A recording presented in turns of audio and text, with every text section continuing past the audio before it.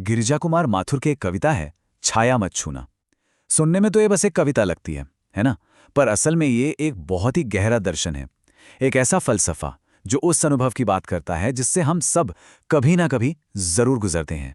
कभी सोचा है कि जिंदगी की जो सबसे अच्छी यादें होती हैं, जो सबसे प्यारे पल होते हैं, वही हमें कभी कभी इतना दर्द क्यों दे जाते हैं? ये एक अजीब सी इमोशनल पहेली है और आज हम इसी पहेली को इस कविता के जरिए सुलझाने की कोशिश करेंगे। इस पूरी कविता का जो सार है ना, वो इसी एक लाइन में है। छाया मत छूना, मन होगा दुख दूना।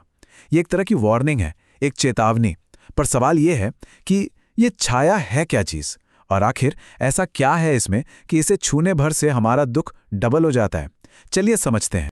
तो कवि जिस पहली छाया की बात कर रहे हैं वो कुछ और नहीं बल्कि हमारे अतीत की मीठी यादें हैं। हाँ, वही खूबसूरत पल जिन्हें हम याद तो कर सकते हैं पर अफसोस दोबारा जी नहीं सकते। तो यहाँ छाया को एक मेटाफर की तरह इस्तेमाल किया गया है हमारी बीती हुई प्यारी यादों के लिए। सोचिए ना, ये यादें कितनी अच्छी लगती हैं, मन को लुभाती हैं, पर होती तो एक परछाई की तरह ही हैं। हम उन्हें महसूस तो कर सकते हैं, पर क्या उन्हें छू सकते हैं, पकड़ सकते हैं? नहीं। पर फिर वही सवाल, अच्छी यादें दुख क्यों बढ़ाती हैं?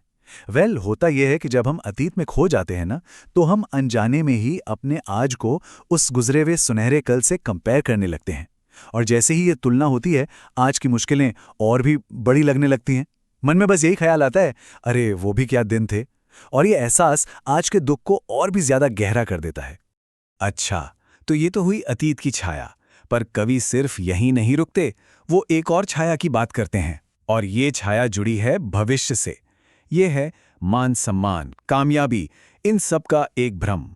और इस भ्रम को समझाने के लिए कवि ने एक बहुत ही कमाल का शब्द इस्तेमाल किया है, मृग तृष्णा। आपने सुना होगा, रेगिस्तान में दूर से ऐसा लगता है कि पानी है और प्यासा हिरण उसके पीछे भागता रहता है और अंत में उसके हाथ सिर्फ निराशा लगती है। कवि कहते हैं कि हम इंसान भी जिंदगी में कुछ ऐसी ही चीजों के पीछे भागते रहते हैं। तो क्या है ये आज की मृग तृष्णाएं? ये हैं शोहरत, पैसा, पावर। कवि के हिसाब से इंसान अपनी पूरी जिंदगी इन्हीं चीजों के पीछे दौड़ता रहता है, ये जानते हुए भी नहीं कि ये सब बस एक छलावा है, एक भ्रम।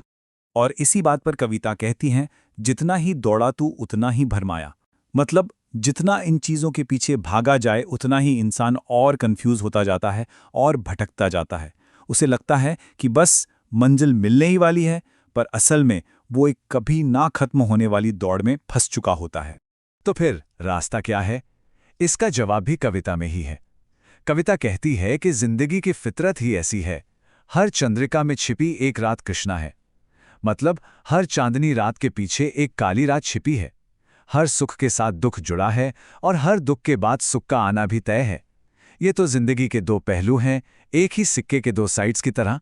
आप किसी एक से भाग नहीं सकते। तो ठीक है, अब तक हमने प्रॉब्लम को तो समझ लिया। एक तरफ अतीत की यादें, दूसरी तरफ भविष्य के भ्रम।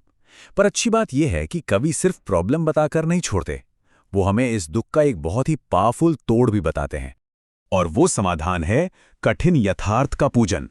सुनने में भारी लगता है पर मतलब सीधा सा है। इसका मतलब है अपनी आज की सच्चाई से भागो मत, बल्कि उसे स्वीकार करो, उसे एक्सेप्ट करो और उसका सामना करो। क्योंकि असली सच ना तो गुजरे हुए कल में है, ना आने वाले सपनों में। असली सच तो सिर्फ और सिर्फ आज में है। देखिए, कठिन यथार्थ का पूजन का मतलब सरेंडर करना या हार मान लेना बिल्कुल नहीं है। इसका मतलब है हिम्मत दिखाना। और इसके 3 सिंपल स्टेप्स हैं। पहला, आज की सच्चाई जो भी है, जैसी भी है, उसे पहचानो। दूसरा, उसे पूरी तरह से स्वीकार करो। और तीसरा, पूरी हिम्मत के साथ उसका सामना करो। और इसी हिम्मत के साथ हम पहुंचते हैं इस कविता के आखिरी और शायद सबसे पावरफुल मैसेज तक, और वो है आगे बढ़ना। कविता की आखिरी सलाह बिल्कुल साफ है, जो न मिला भूल उसे, कर तू भविष्य का वर्ण। मतलब जो नहीं मिला, जो हाथ से छूट गया, उसका शोक मनाने से कुछ नहीं होगा। उसे भूलकर आगे बढ़ने की तैयारी करनी होगी। अतीत के पछतावे को पीछे छोड़कर जानबूझकर अपने भविष्य को चुनना होगा। वाकई एक बहुत ही ताकतवर संदेश है। तो अंत में सवाल खुद से पूछने वाला है कि जिंदगी में ऐसी कौन सी छाया है, कोई बीती हुई याद या भविष्य का कोई भ्रम, जिसे पकड़कर रखने से सिर्फ दुख ही बढ़ रहा है। और आज इस पल में इस सच्चाई को स्वीकार करके किसे पीछे छोड़ने का चुनाव किया जा सकता है।